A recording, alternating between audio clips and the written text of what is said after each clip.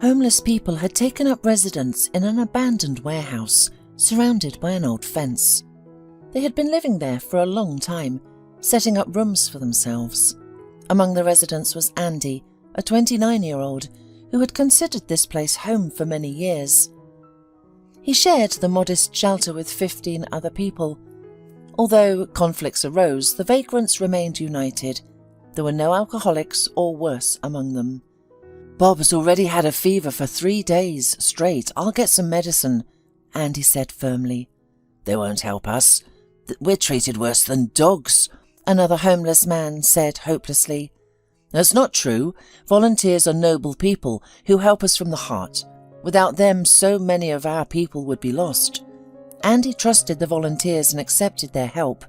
For many years, the centre had been treating the homeless, providing them with food and shelter, although there weren't many sleeping spots available.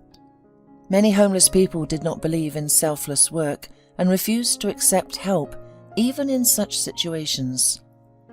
Andy was more open and sociable. So many people in the city knew him. The volunteers treated him well, and even his close friend was among them.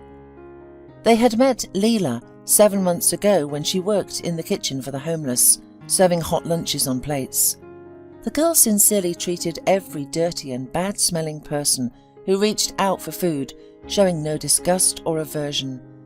"Your work deserves respect," Andy once remarked when it was his turn to receive a portion of pea soup. "Oh no, I'm not doing anything special," she answered with a shy smile. Leela did not seek praise or admiration. She believed she could help the underprivileged and never missed her shift. Andy's neat appearance surprised her. He never neglected hygiene, regularly showered at the centre, wore clean clothes, and helped his fellow unfortunates. A certain bond quickly grew between the two young people. They communicated easily, often joked and laughed. Leela brought books for Andy and shared her favourite music with him on her player. Sympathy was evident, but neither of them admitted it. Leela's colleagues often noticed her glances at Andy and expressed concern, saying, "Leela, you don't need him. He's not a bad guy, but what future do you have with him? He needs to become a man first, find a stable job, and learn to live in society. What can he offer you?" "I know," Leela sighed, "but that doesn't make it any easier. I'm drawn to him. I can't help it, even though I know it's not a good idea." When Andy arrived at the volunteer centre, he was greeted with pleasure, asked about others, and shared news. "This is an antipyretic. It should help," said the nurse. "It's very effective. What are his other symptoms?" "He's been coughing and has a headache." "You should have come to us sooner. I'll see what medication is left. And he should definitely get medical advice.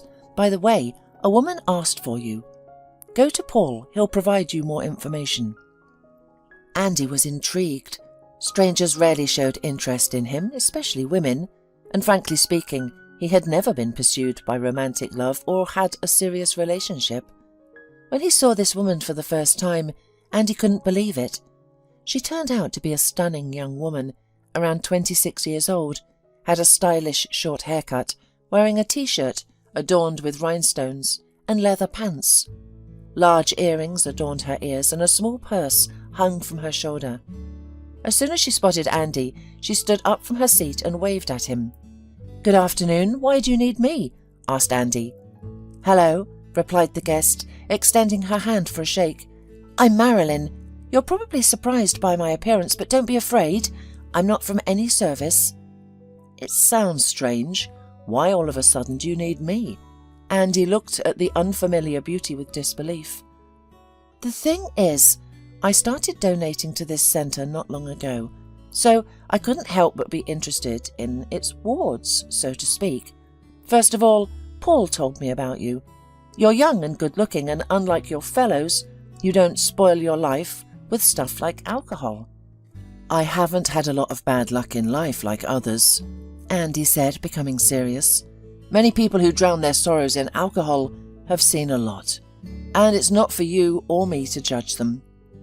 "I see," Marilyn smiled awkwardly, realizing her gaffe. "You may not believe me, but I'm interested in you. You don't look like a homeless person.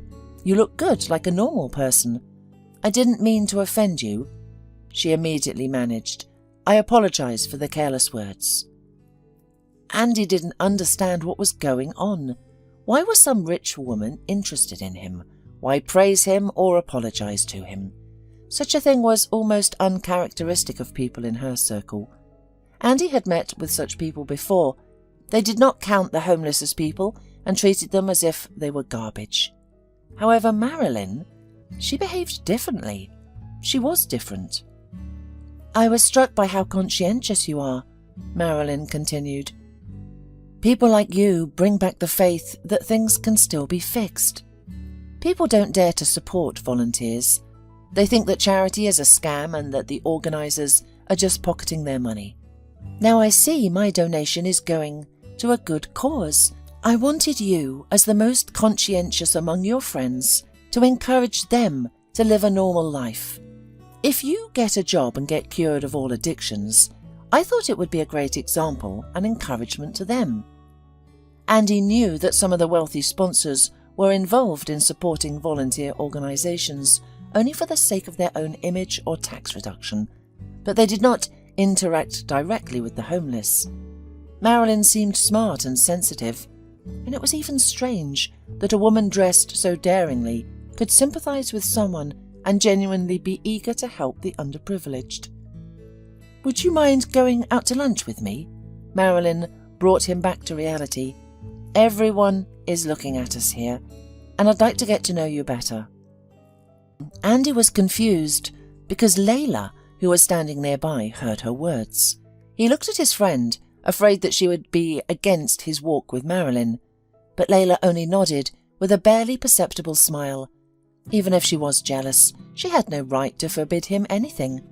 With a heavy heart, Andy decided to go with Marilyn to the cafe. In a gorgeous red car, he was afraid to touch anything.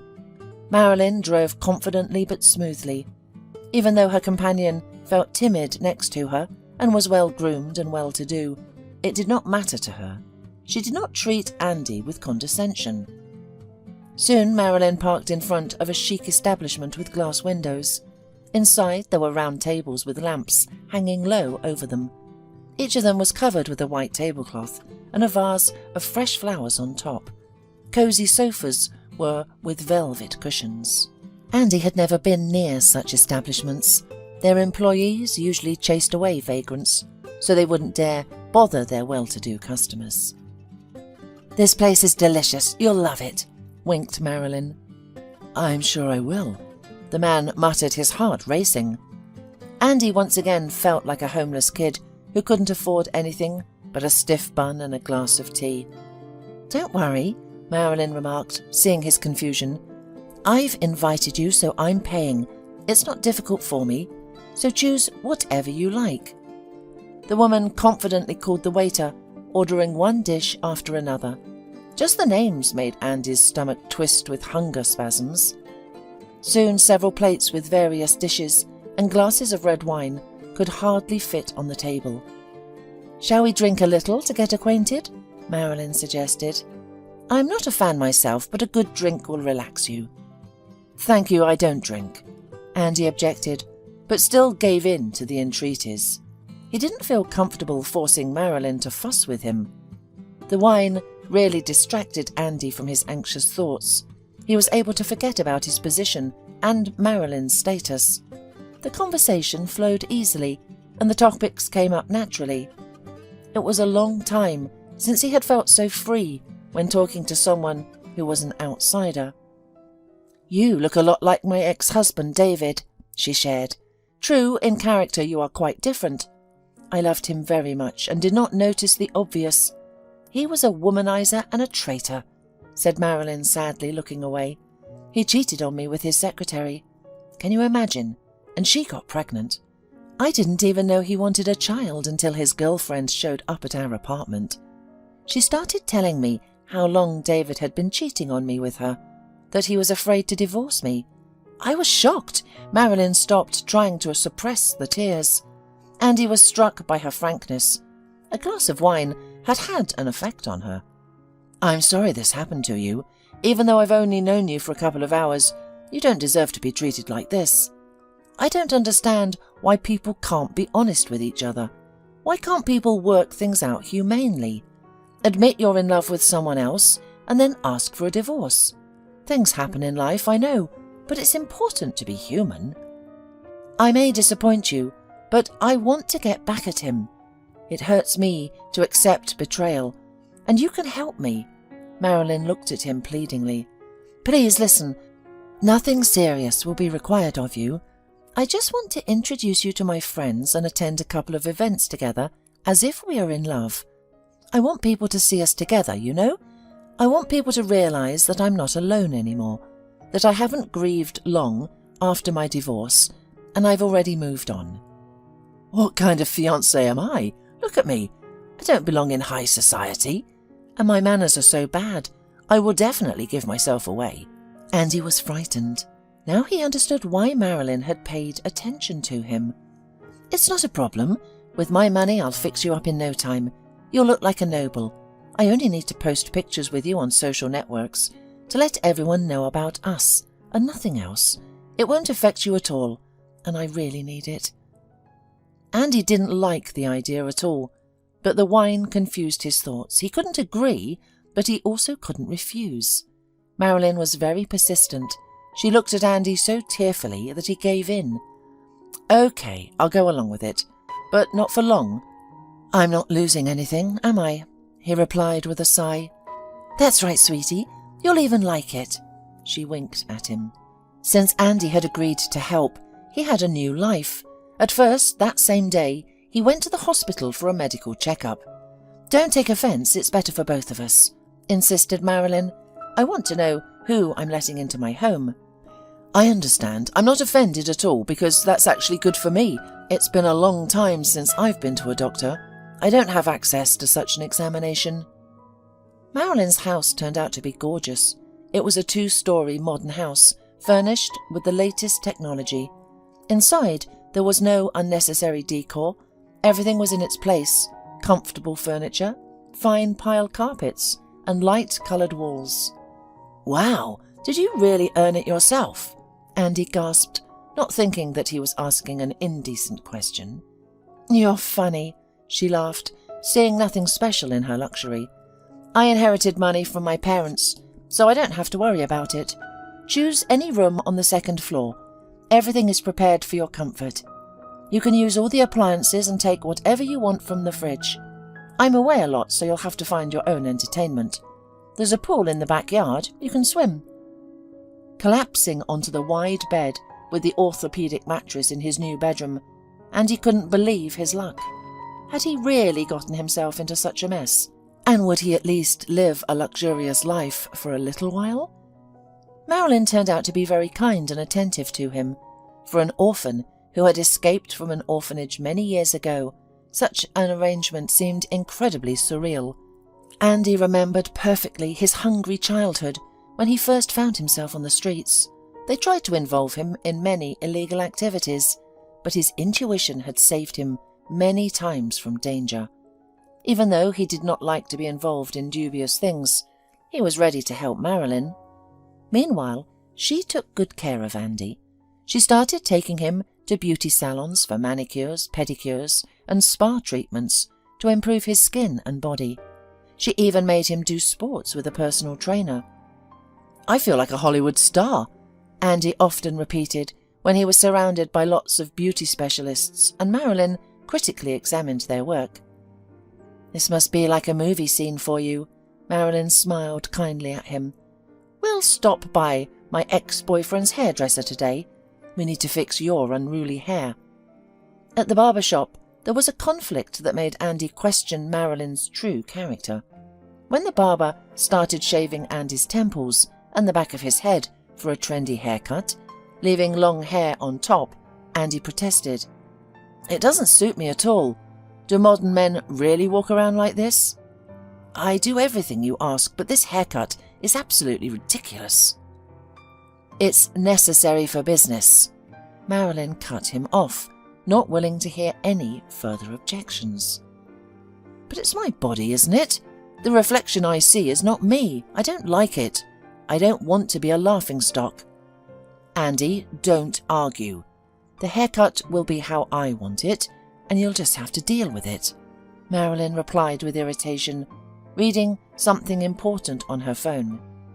This statement offended Andy. Despite Marilyn apologizing for her harshness on the way home, he couldn't shake off the feeling that she was hiding something. He didn't fully believe her words. An unpleasant feeling started to grow inside him.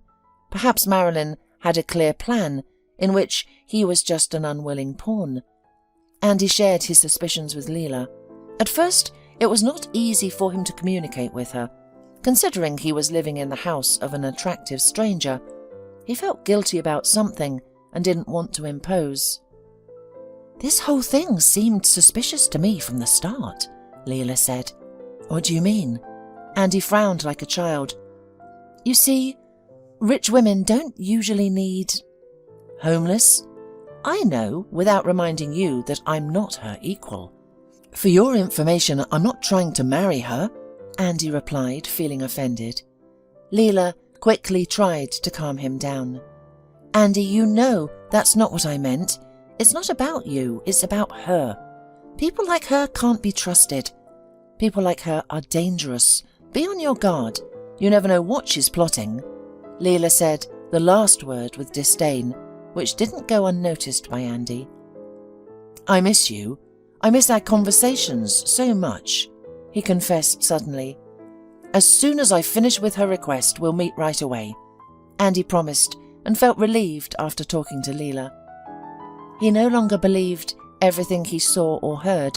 Instead of arguing with Marilyn, he became more compliant and immediately agreed to her ideas. But now Andy started to secretly observe her when she wasn't looking. He tried to eavesdrop on her phone conversations to learn more about Marilyn as a person. If she wanted to introduce him to her and David's friends, why hadn't anyone close to her come to her house during this week? Why all the secrecy? Andy wanted to be cautious and not make a fool of himself. If Marilyn posed any danger to him, he had to find out. One day, Andy was looking in the kitchen for a mixer to make dinner and accidentally found the receipts for the house rent in one of the cupboards. He was extremely surprised. Wasn't the house really Marilyn's property? Why had she lied to him? Why does she need such a big house for herself if she doesn't even bring anyone to it? It didn't go unnoticed by Marilyn that Andy had found the letter from the landlord. After dinner, she knocked on his bedroom door and offered to talk over a glass of good wine. "I have something to tell you," she confessed guiltily. "I understand you need an explanation. I'm not as rich as I said I was. David and his mistress fooled me, but I wasn't ashamed to admit it, even to you. I rented this house because I can't afford to buy one yet, and all my friends are fake. They're just gloating. That's how it is in this world. And I didn't want to seem abandoned or broken. I couldn't let David humiliate me like that. I really need you. I shouldn't have kept it from you, but please stay." Marilyn looked at him pleadingly. He didn't know what to say. He felt ashamed that the girl before him was justifying herself while he had suspected her of insincerity. She trusted him, and he had betrayed that trust. "I'm the one who needs to apologize to you. I had no right to snoop around your house and invade your privacy. I'm sorry, but you can count on me." Later, when Andy recounted his conversation with Marilyn to Layla, she got angry. "Andy, she's leaning on you. I'm really worried about you," Leela said in desperation, trying to awaken her friend's suspicion. "We had an honest, open conversation, and now I have a different opinion of her. Marilyn won't do anything bad to me. She herself is going through a betrayal and has sunk almost to the bottom." Since then, Andy and Marilyn's relationship has changed. They began to spend more time together as friends, not just companions. They even did household chores together. Marilyn stopped pretending that she could afford to pay a cleaning company regularly. Gradually, Andy became less embarrassed about his background and felt more confident when interacting with new people. He observed how Marilyn communicated with staff in restaurants and conducted business over the phone. He saw how demanding she could be, and he also wanted to grow up and earn the respect of others. "Maybe, after meeting me, you'll be able to realize yourself in society," she said with a smile, teaching Andy about manners. "Don't slouch, that doesn't attract anyone. And don't smile like a fool. You should exude power, wealth and confidence. Currently you look like a boy. You need to create an image for yourself and follow it, then people will start taking you seriously." "You're smart," Andy admitted, although he often found Marilyn's lectures boring. According to her, he did everything wrong. Marilyn criticized his habits, facial expressions, and the positions of his hands and feet. She demanded that he replicate everything exactly as she did. One day, Marilyn woke Andy up early. "I need your help," she said, almost crying. "I ask of you because I won't be able to do it myself." "Yes, I'm listening," Andy responded as he stretched and got up from the comfortable bed. "I need you to go to the bank today to withdraw some money. David and I shared an account. When he left for his mistress, he withdrew all the money without my knowledge and then boasted to me that he had hidden it safely in his safe deposit box. That's precisely what I need your help with. I just want the justice to prevail. I want you to take my half of the money. I don't want his money, but he had no right to take my half and leave me with nothing. You have nothing to fear. You're an exact copy of David. They know you well at this bank because you are their VIP client. Look, I just want to punish David for ruining me and our love, and taking his money is the best revenge." "Okay, I'll try," Andy agreed, but he felt very uncomfortable inside. But he couldn't refuse Marilyn because he felt he was internally indebted to her for all her efforts and good attitude. Keeping everything Marilyn taught him in mind, Andy entered the bank office. "Good afternoon, David. It's been a long time since you've visited us." Mr. Cox, the head manager, greeted him. "Hello, I've had some matters to attend to," Andy answered, taking off his sunglasses with a deliberate gesture as Marilyn had taught him. "I'd like to check my safe deposit box." "Of course, David. Just please provide the passphrase. We trust you, but we've increased security due to a risk in fraud. Everyone, even our most important and valued clients, must go through this procedure." Mr. Cox obligingly spoke with a broad smile. Andy couldn't hide his surprise. Marilyn hadn't warned him about a passphrase. What was it, anyway? Suddenly, Andy felt a knot in his stomach. He realized that something was not going according to plan. "I need to make a phone call," Andy said, reverting to being the awkward boy and vagabond he had been years ago. At that moment, Mr. Cox, who suspected something was wrong, pressed the panic button. Marilyn didn't answer the phone. Andy started sweating, noticing how other bank employees were squinting at him. Suddenly, someone approached him from behind and a stern voice said, "Stop where you are. Hands behind your head." Before Andy knew it, he had been restrained. His expensive cell phone fell to the glossy floor. From a nearby parked car, Marilyn watched as Andy was led out of the bank building in handcuffs and placed into a police car. She pressed her lips together in frustration, realizing that the plan had failed. Now she could only hope that the police wouldn't connect her to the vagrant who had attempted to gain access to the millionaire's safe deposit box. "What's going on? Where are you taking me?" Andy struggled in the hands of the police. "I haven't done anything wrong." "You're accused of fraud," said a stern voice belonging to the investigator. Detective Benson specialized in scams and fraud, and his team always reacted quickly to such calls. Alarm buttons in banks often saved people from grand theft and sometimes even saved lives. "So," Detective Benson began in the interrogation room, "you have no documents with you. Your name doesn't tell us anything either. Who are you? I want to warn you, you may have big problems if you continue to claim that you know nothing."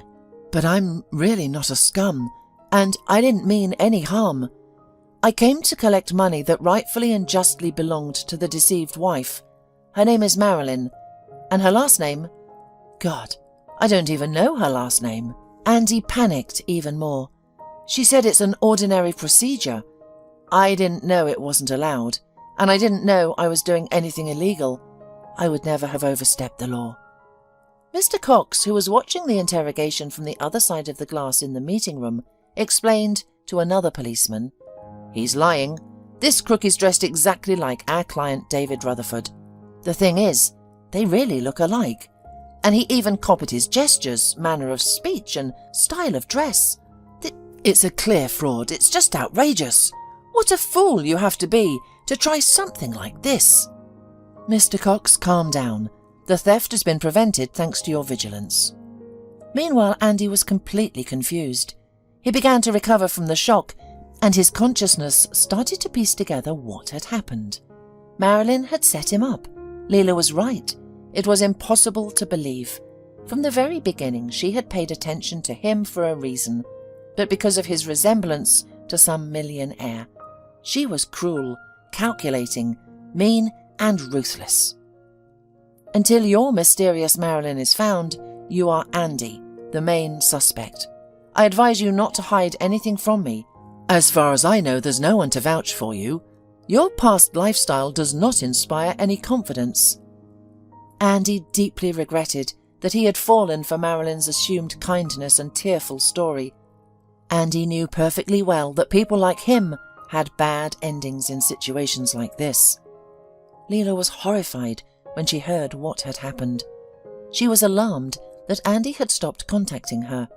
She didn't know where he lived because Marilyn was against visitors, and during the time that Andy had been at her house, Leela had not seen him. They were only connected by phone calls, which have stopped now. Leela couldn't find peace. She knew that something had happened to Andy, and soon there was a call from the police station. "My God, Andy, are you all right? Did they hurt you there? Did they force you to sign a confession?" Leela couldn't stop asking. She was relieved that she could at last hear his voice. "I'm all right, relatively," Andy answered weakly. "I'm scared, although I know men don't admit to such things. I'm a poor man. No one will believe me. The cops are just trying to frame me, close the case and get a bonus." "You need a good lawyer, but where can we get the money?"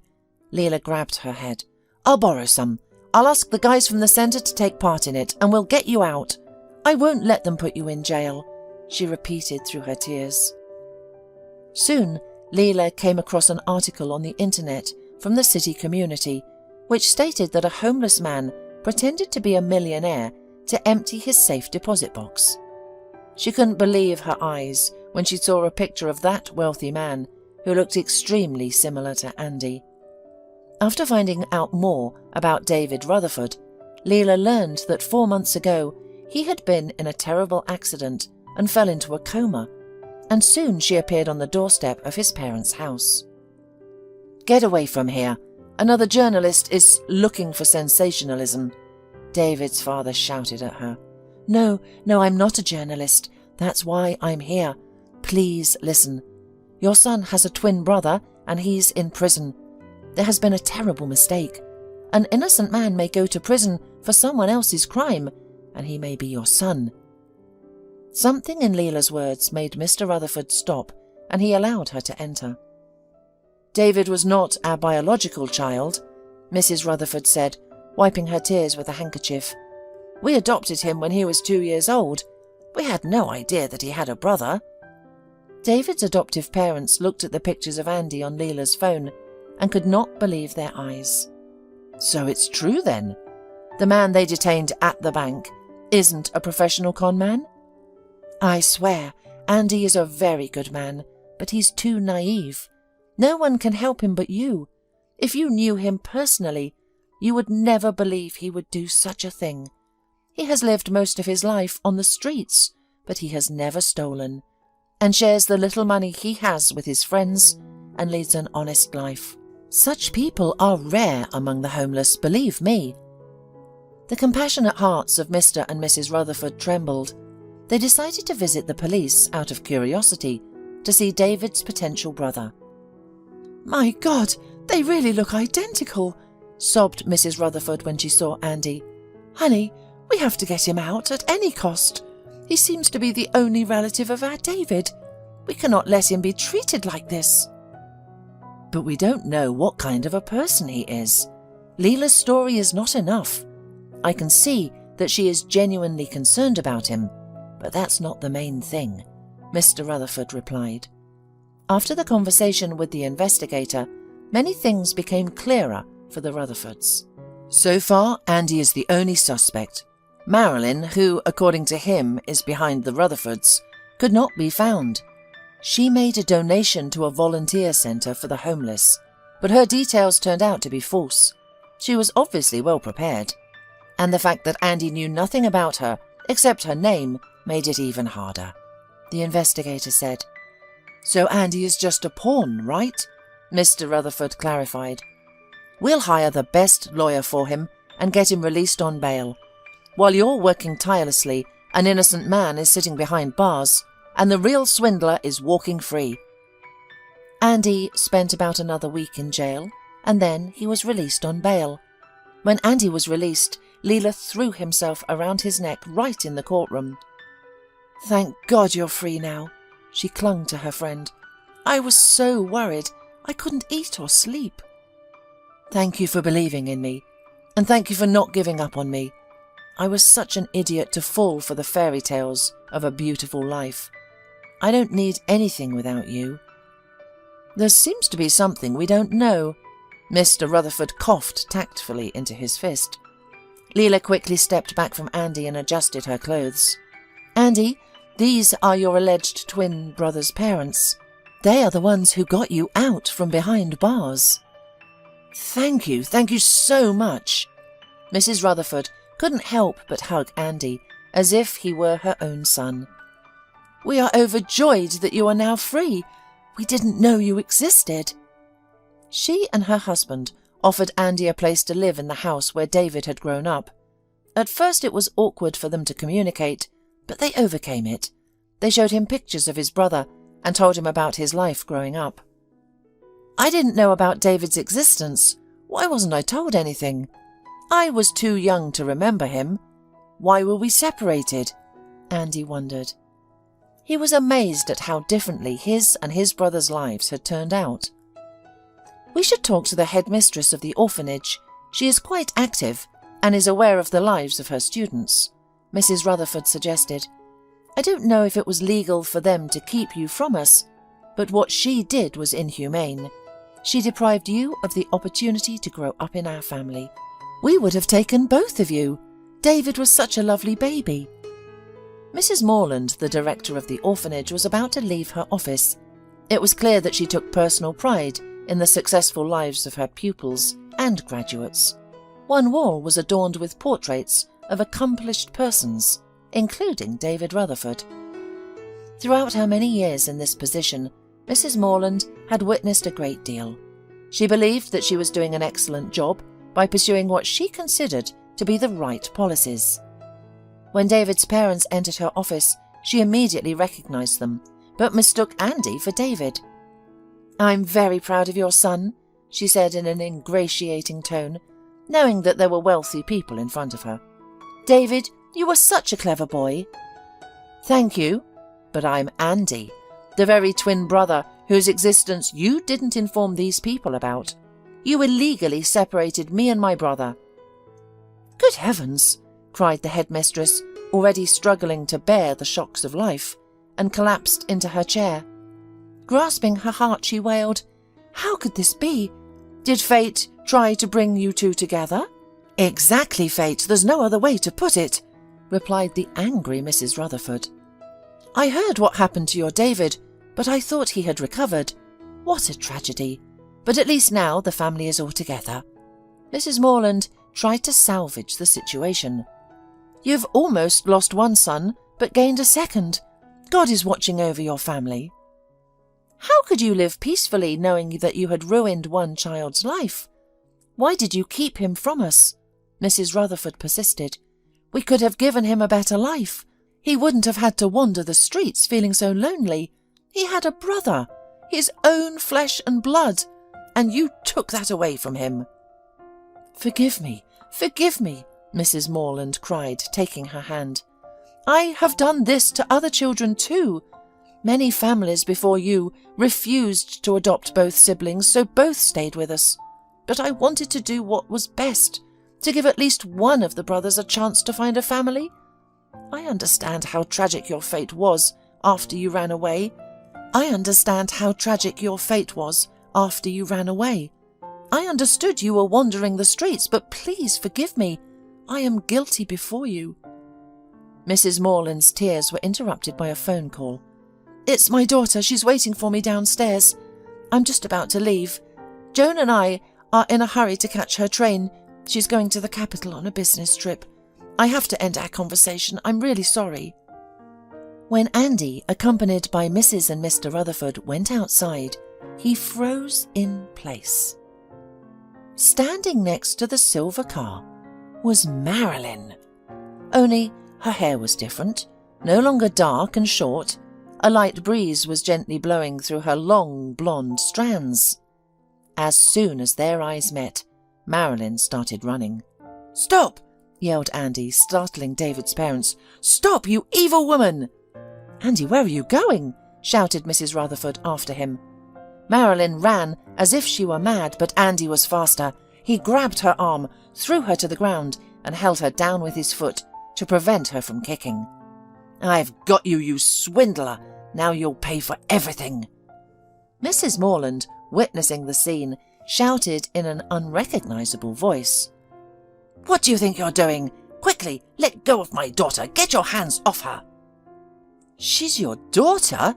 Andy was surprised, looking into Marilyn's eyes, which were filled with tears. The police officers who arrived took Joan and Mrs. Morland with them, while the Rutherfords and Andy went to the police station in their car. "Now she won't escape," Andy said with indignation. Mrs. Rutherford held his hand, understanding the emotions he was experiencing. "Everything will be all right. The police will sort it out. She won't get away with it." Leela rushed to the police station as soon as she heard what had happened. Joan was taken in for questioning. Andy and his friend went outside to get some fresh air and clear their heads. "Don't think I've gone mad," Andy said softly, "but I wouldn't have been able to endure all of this if it weren't for you." "I couldn't act in any other way. You know that," said Leela. Andy took her hand and interlaced his fingers. "I know how you feel about me. You figured out your feelings a long time ago, and I had to go through all of this mess to admit it to myself. Leela, I like you. I really like you, and not just as a friend, but as a woman. I'm sorry I didn't realize it sooner, and you had to wait so long." Leela, feeling embarrassed, buried her face in Andy's shoulder instead of answering. Being by Leela's side, Andy no longer worried, knowing that she genuinely cared about his well-being. Meanwhile, during the investigation, a fearful Joan realized the gravity of her actions. She discovered that Andy was not just a homeless man, but had the support of a millionaire family behind him. "So, Joan, you're the missing part in this story, right?"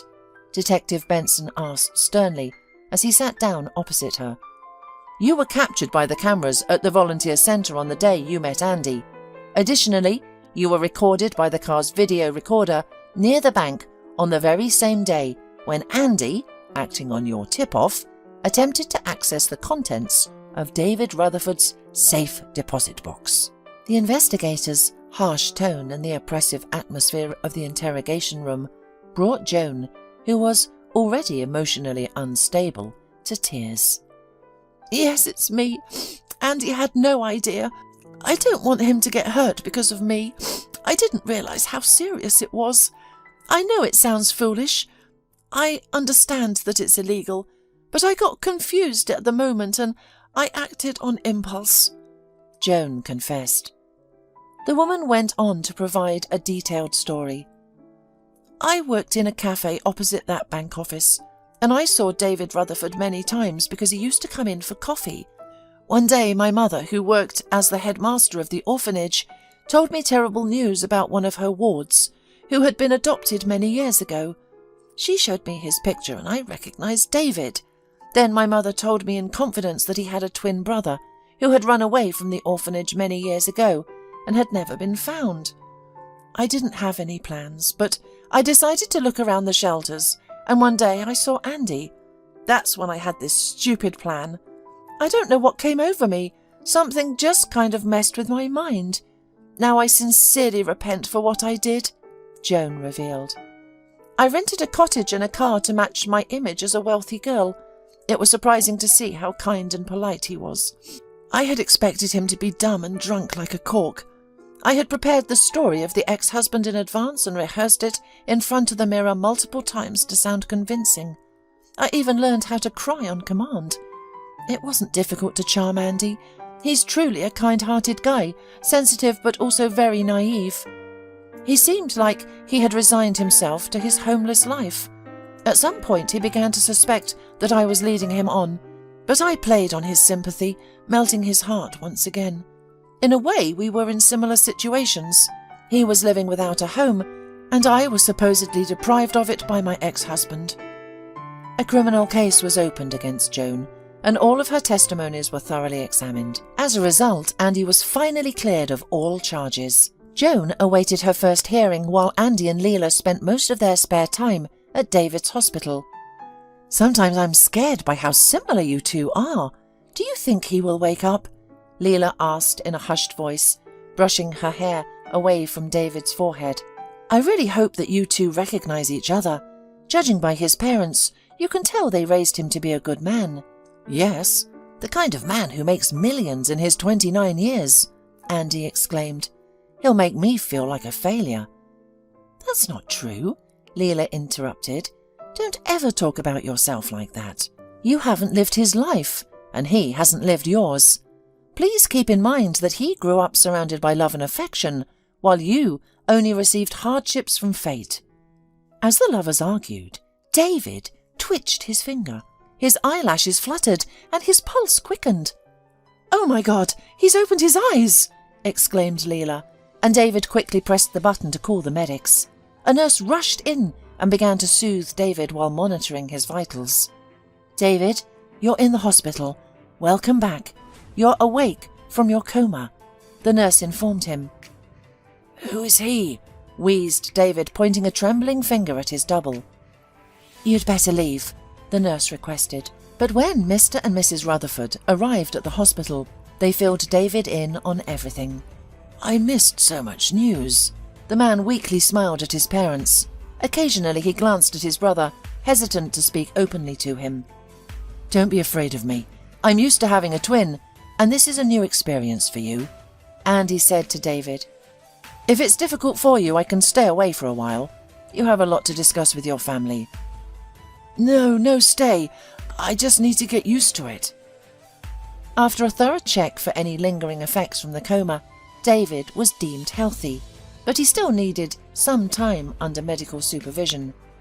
Every day his parents visited him, and now his brother and fiancé had joined them. "I hope you'll accept me as your best man," David winked at Andy after being discharged. "I'm as active now as I was before. I can sing and dance." "Of course, no one is closer to me than you." Soon Andy embarked on a new and fulfilling life. Having endured so many hardships, he hadn't expected things to turn out this way. He had a cosy, spacious house. David's parents treated him like their own son, and most importantly, he had Leela, who sincerely loved him. He had proposed to her quite unexpectedly after another shift at David's bedside while he was still in a coma. "I want to spend my whole life with you. I can't imagine being with any other girl," Andy confessed to his beloved during a walk along the embankment. "I love you very much. Please, Leela, be my wife.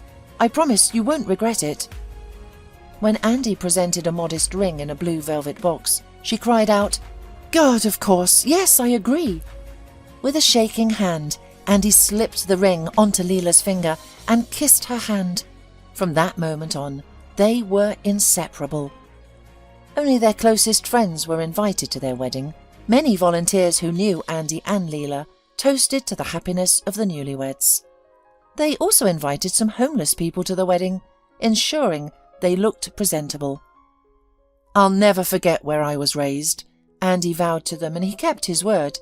Very soon, David brought him into the business. They worked together seamlessly, finishing each other's sentences and anticipating each other's actions. They complemented each other perfectly in their work and surprised each other with their ideas. Of course, this did not happen immediately, but thanks to the fact that David paid for his brother's education and personally trained him. Now, Andy, receiving a decent salary, regularly made donations to the Familiar Volunteer Centre. As for Leela, she didn't give up her voluntary work. Together, the couple organised dinners for the homeless during major holidays, providing everyone with useful gifts. At one of these events, Leela introduced David to her kind and sweet colleague, Holly. From then on, David became a frequent guest at the centre.